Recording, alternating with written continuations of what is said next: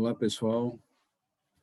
Continuando a conversa do vídeo anterior, em que nós terminamos justamente nessa figura, tá? Em que eu disse para vocês que... Deixa eu pegar a caneta aqui. Em que eu disse para vocês que uma célula, ao se formar, ao se especializar, né, melhor dizendo, a partir da expressão de alguns genes dentro dela, né, ela assume, num determinado momento da gestação, né, ainda durante o desenvolvimento embrionário e fetal, formatos diferentes, grupos de células, né, vão se especializando, então, e assumindo formas diferentes, tamanhos diferentes e conteúdos citoplasmáticos diferentes. Isto faz com que diferentes grupos celulares, obviamente, tenham funções diferentes umas das outras, e aí eu citei o exemplo de células que se diferenciam e dão origem a neurônios, né? Sistema nervoso central, células que se diferenciam e formam tecido de órgãos abdominais, por exemplo, que tem funções bem diferentes, né, dos neurônios, células que se diferenciam e vão dar origem à pele, que também, né, tem funções bem diferentes das primeiras e das segundas que eu citei, certo? Então, nós paramos aqui no último vídeo e continuamos hoje do mesmo ponto. Deixa eu passar o próximo slide aqui. Essa figura ilustra para vocês o que eu acabo de dizer. Ou seja, vocês estão vendo representadas aí diferentes células. Vocês estão vendo, por exemplo, a representação de um neurônio.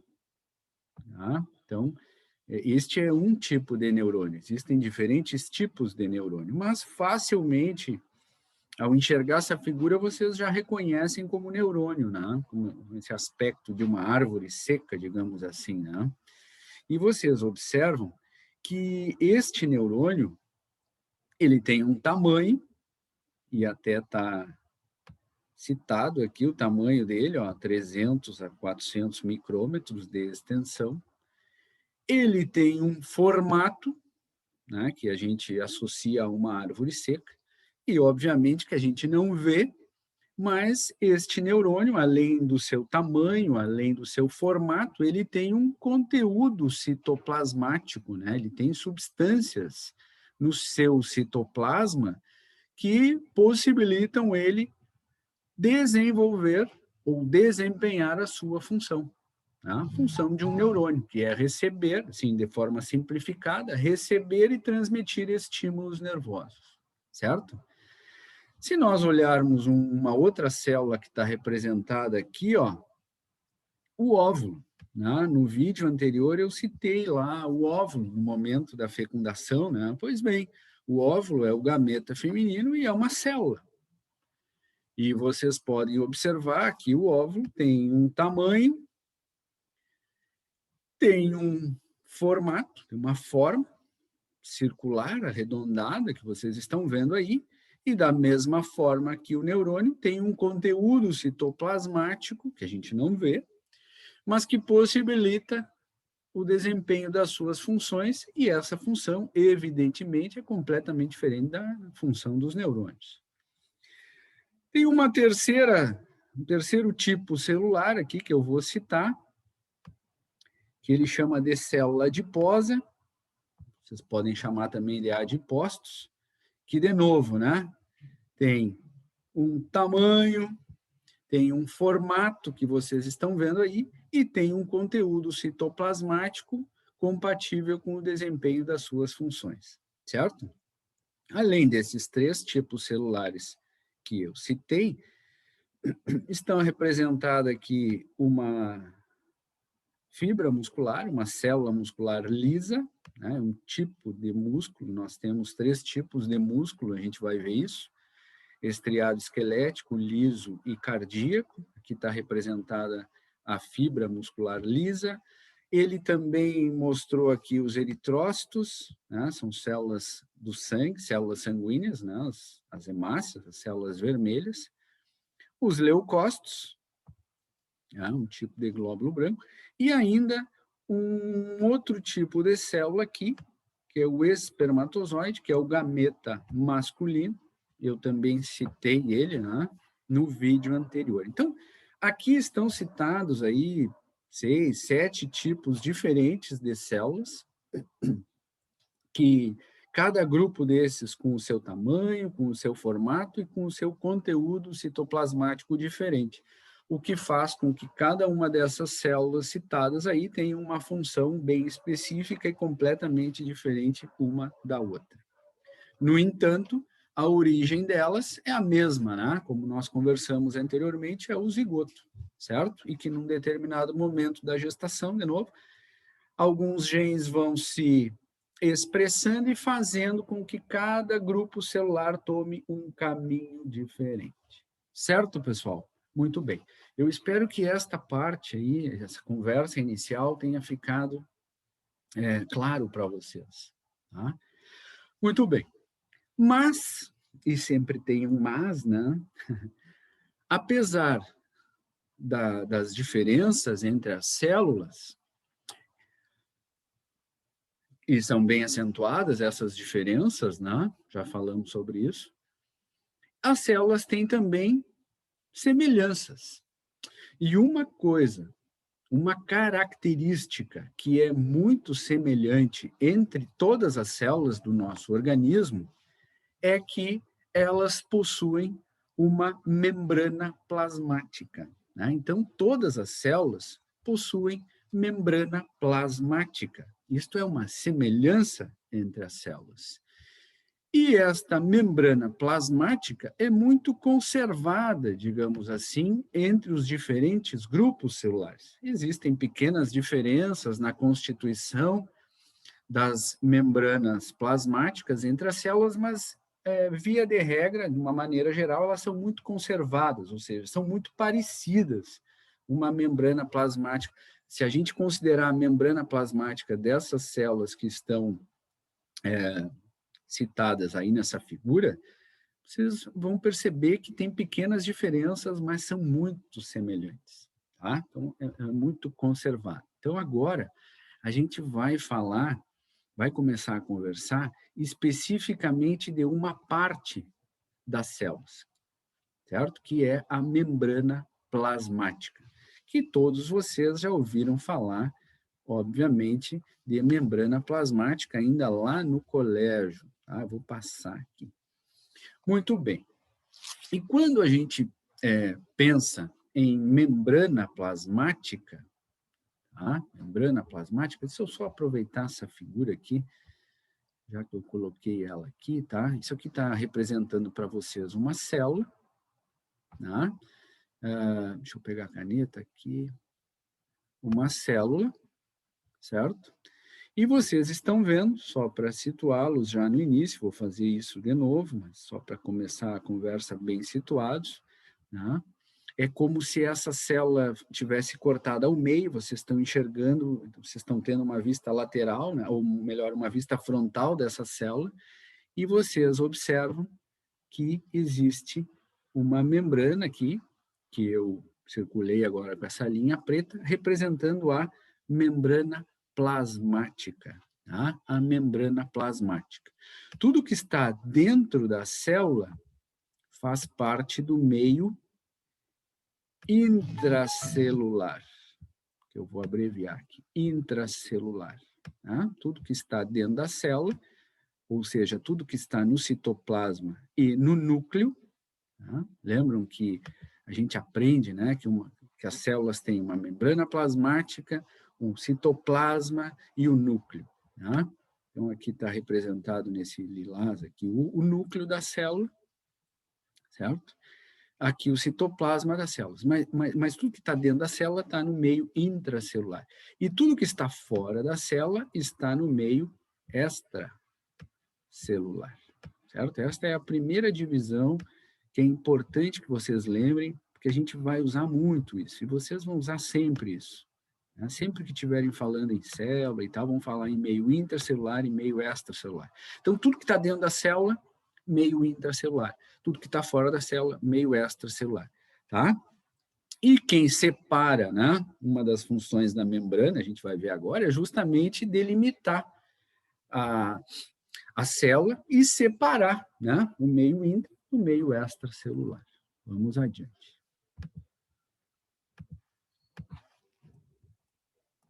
Aqui. Então, aqui vocês estão vendo, citadas aí, as principais funções da membrana plasmática, certo? Da membrana plasmática. E a primeira função que eu citei aqui é de fazer uma barreira física, né? Justamente fazer uma barreira delimitando a célula e fazendo uma barreira, né, entre o meio intra e o meio extracelular, certo? Uma segunda função que eu coloquei aqui é que a membrana plasmática, certo? Ao mesmo tempo que ela delimita a célula e que ela separa o meio intracelular do meio extracelular, ao mesmo tempo que ela faz isso, ela também permite inúmeras trocas, constantes trocas entre o meio intracelular e o meio extracelular, e vice-versa. Tá? Então, existe trânsito, digamos assim, tá, de substâncias entrando e saindo da célula todo o tempo. Tá? Então, essas substâncias que saem da célula, a maioria delas vai para a corrente sanguínea. E as substâncias que entram na célula, a maioria delas vem da corrente sanguínea. Maioria, para não dizer todas. Certo? Então, já comecem a imaginar uma constante troca de substâncias entre a célula e o sangue, entre a célula e o sangue. Isso acontece em todos os nossos tecidos. Tá? E esse é um dos nossos objetivos finais que a gente, ao final desse assunto, vai ter que entender. E é por isso que eu estou, né, montando conhecimento passo a passo com vocês. Tá? Então, uma função da membrana plasmática é servir como uma barreira física, delimitando a célula e separando o meio intra e o meio extracelular. Uma segunda função da membrana plasmática é regular as constantes trocas que acontecem entre o meio intra e o meio extracelular, mais especificamente entre o meio intracelular e o sangue, entre o sangue e o meio intracelular, certo? Muito bem. Esta terceira função que eu coloquei aqui, que é uma função de comunicação entre o meio intra e extracelular. Como assim, professor? Não entendi bem a diferença entre a segunda e a terceira. Bom, na segunda função ali, eu me refiro a substâncias como, por exemplo, íons que eu coloquei ali. Que íons, professor? Exemplo, sódio, potássio, cálcio, magnésio, cloro, certo? E água também é um ótimo exemplo, né? Então, existem substâncias que atravessam a membrana celular e entram na célula ou saem da célula. Né? E para entrar na célula e para sair na célula, evidentemente, atravessam a membrana celular. Então, é a isso que eu me referi na segunda função. Quando eu falo da terceira função, que a membrana plasmática possibilita a comunicação entre os meios intra e extracelular, eu estou me referindo a substâncias que, por exemplo, saem do sangue, chegam na membrana celular, se ligam na membrana celular e desencadeiam uma reação na membrana celular e, consequentemente, dentro da célula, mas não entra necessariamente dentro da célula, certo? Então, quando existe, exemplo, um hormônio que sai da corrente sanguínea e se liga ao seu receptor que está na membrana da célula, este hormônio ele pode desencadear uma resposta na célula. Alguma coisa vai mudar na célula. Mas não necessariamente o hormônio entrou dentro da célula. Me entendem? Então, ele se ligou na parte de fora da membrana e desencadeou uma mudança nessa célula. Mas o hormônio, não entrou dentro da célula. Não, ele permaneceu do lado de fora. Mas ainda assim é uma forma de comunicação, né, entre o meio extracelular e o meio intracelular, mesmo que a substância não atravesse a membrana. Certo? Muito bem. E além dessas três funções, eu coloquei uma quarta função aqui, da membrana plasmática, que é uma função estrutural, ou seja, de estrutura mesmo, de manter a estrutura. Há pouco agora, no início da nossa conversa, eu disse para vocês que o tamanho da célula, o formato, ou seja, a estrutura da célula e o seu conteúdo citoplasmático são muito importantes, determinam a sua função, correto? Correto. Então, pessoal, eu acrescento agora o seguinte: qualquer mudança importante na estrutura da célula pode fazer com que a célula perca a sua função. Um ótimo exemplo disso são os neurônios. Às vezes, um neurônio sofre uma mudança na sua estrutura, seu formato até, né? E ele perde a sua função. Então, é muito importante que a célula mantenha a sua estrutura, né, fisiológica, né, a sua estrutura, para que ela possa desempenhar de forma adequada as suas funções. Tá? Ao falar desta quarta função, eu vou fazer uma observação. Vou abrir um parêntese aqui e vou dizer o seguinte para vocês.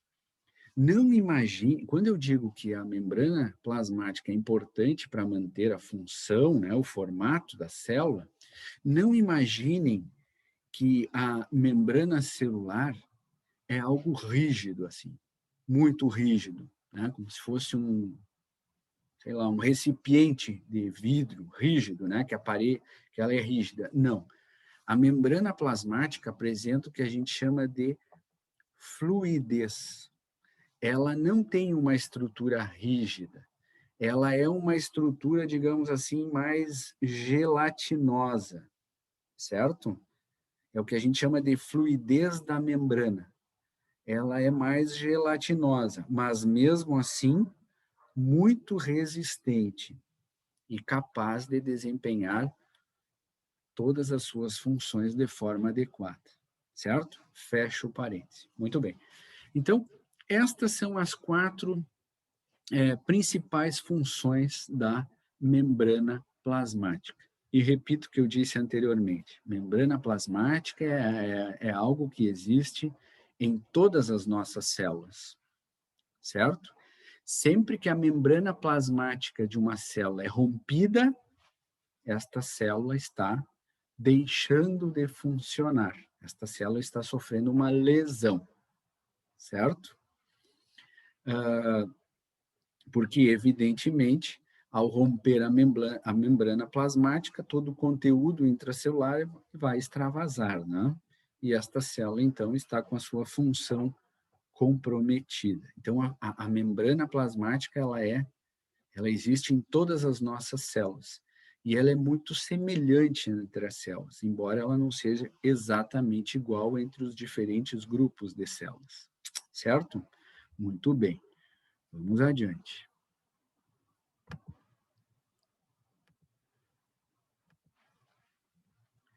Aqui, ó, nesta figura, vocês podem ver o que eu falei anteriormente. Tá? Então, aqui vocês estão vendo o que vocês ouviram eu dizer anteriormente. Aqui vocês têm uma representação da membrana celular.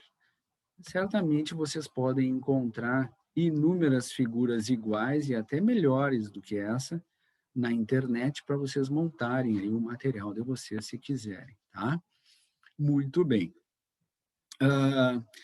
Então, a membrana plasmática, ela é basicamente constituída, ela é constituída por proteínas, por lipídios e por carboidratos, tá?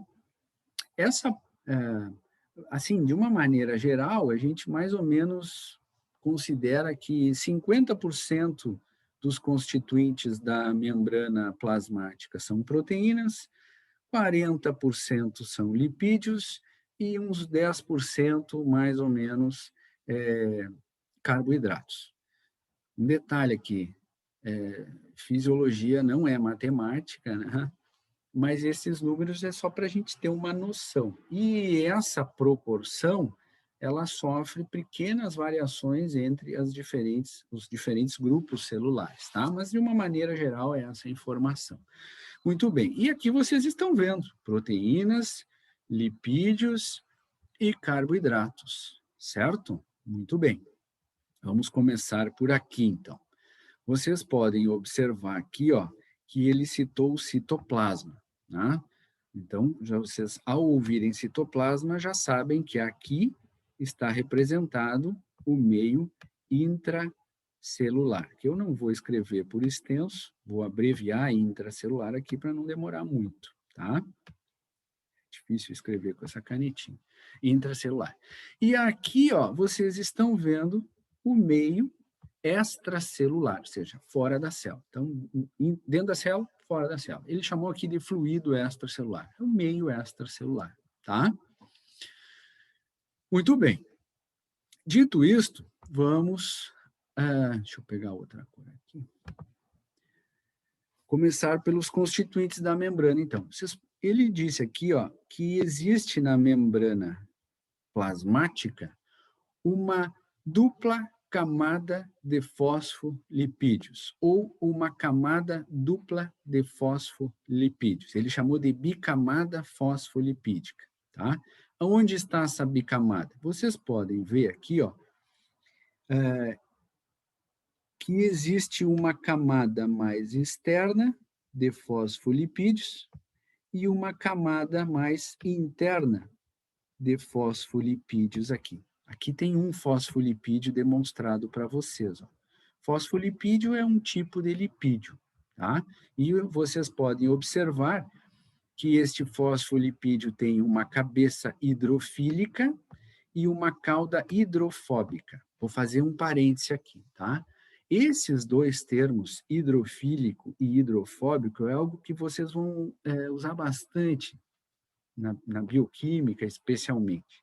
E lembrem que uma substância hidrofílica é uma substância que tem afinidade com água. Hidro de água, tá? Então, hidrofílica é uma substância que tem afinidade com água, alta afinidade com água. E uma substância que é hidrofóbica, ou neste caso uma estrutura que é hidrofóbica, né, tem baixa afinidade com água, tem fobia à água, hidrofóbica, certo? Então, esses dois termos, hidrofílico e hidrofóbico, é interessante que vocês lembrem. Assim como vocês vão se deparar com outros termos que não aparecem aqui, mas que são relacionados, né? Substâncias lipofílicas e substâncias lipofóbicas, ou seja, substâncias que têm alta afinidade com lipídios e lipofílicas, né? E substâncias que são lipofóbicas, que têm baixa afinidade com lipídios, tá? Então, são 4 termos aí que vocês vão usar bastante. Muito bem. Então, vocês observam que esses fosfolipídios aqui da camada, né, vocês podem observar esse círculo roxo aqui que ele desenhou, né, que é a cabeça do fosfolipídio. Vocês podem observar que eles estão colocados, essas cabecinhas redondas aí, estão colocadas em contato com o meio extracelular e em contato com o meio intracelular. Né? Por quê? Porque a cabeça do fosfolipídio é hidrofílica, ou seja, tem alta afinidade com água. E o que mais tem, qual é a substância que mais tem, tanto no fluido extracelular quanto no fluido intracelular? Água. Água. Né? O nosso corpo é muita água, tem muita água, né, pessoal? Não esqueçam disso, certo? Então, tanto no fluido extracelular quanto no fluido intracelular, o que mais tem é água. Então, é por isso que os fosfolipídios estão colocados na membrana desta maneira, com a porção, no caso a cabeça, que é hidrofílica, que tem alta afinidade com água, está ou na parte bem externa da membrana ou na parte bem interna da membrana plasmática, tá? E aquela porção que ele chamou aqui de cauda do fosfolipídio, que é a porção hidrofóbica, ou seja, que tem baixa afinidade com água, está localizada na parte interna da membrana, né? Ou seja, não está em contato direto com a água, não está em contato direto com estes dois meios, o intra e o extracelular, que são muito ricos em água. Eles estão escondidos ali, né? A porção hidrofóbica do fosfolipídio está escondida na parte central da membrana celular. Então, aqui vocês enxergam, espero que vocês tenham enxergado, a camada dupla de fosfolipídios, uma mais interna, né? Esta aqui mais interna e esta aqui mais externa. Então, essa é a camada dupla de fosfolipídios. Muito bem. Colocada nesta dupla camada de fosfolipídios, vocês podem observar aí estas estruturas em azul claro aqui, ó. Aqui tem uma, aqui tem outra, certo? Aqui, vocês podem observar que essas duas que eu circulei de verde aqui, elas estão em contato, né? Tanto com o meio extracelular quanto com o meio intracelular. Algumas dessas estruturas em azul claro estão em contato só com o meio extracelular, outras só em contato com o meio intracelular. E estas em azul claro aqui são as proteínas de membrana. Tá? Proteínas de membrana. Transmembrana são essas que atravessam a membrana, digamos assim, entre aspas, né? Ou seja, que estão em contato com o meio extra e com o meio intracelular. Essas são as proteínas de membrana transmembrana. Mas essa classificação, por enquanto, não nos interessa. O que me interessa agora é que vocês saibam que existe uma grande quantidade de proteínas de membrana, tá? Que estão representadas por essas estruturas azuis aí, tá? Proteínas de membrana. Então, até agora nós já vimos que formando a membrana plasmática existe uma camada dupla de fosfolipídios. Existe também uma grande quantidade de proteínas de membrana, certo? Quais outros constituintes existem na membrana plasmática? Deixa eu pegar outra cor aqui. Existem glicoproteínas e glicolipídios, que vocês estão vendo aí. Estão colocados na parte externa da membrana plasmática. E o que é uma glicoproteína? É um açúcar, né, representado aqui, é um açúcar ligado numa proteína que vocês já viram representado por essa estrutura azul clara. Então, um açúcar ligado numa proteína forma uma glicoproteína. Da mesma forma que um açúcar ligado em um lipídio forma um glicolipídio. E na membrana plasmática das células existem glicoproteínas e glicolipídios.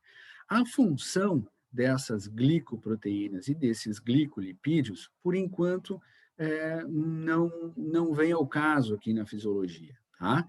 Mas a maioria destas glicoproteínas e desses glicolipídios está relacionada ao reconhecimento celular. Tá? Outras funções, dentre as quais o reconhecimento celular. Tá? E vocês vão falar disso mais na imunologia, porque tem, inclusive, o reconhecimento celular e o tipo, né, de glicolipídio vai nos dar, por exemplo, o tipo, está relacionado ao tipo sanguíneo. Então, por enquanto, não nos interessa as funções dessas glicoproteínas e desses glicolipídios.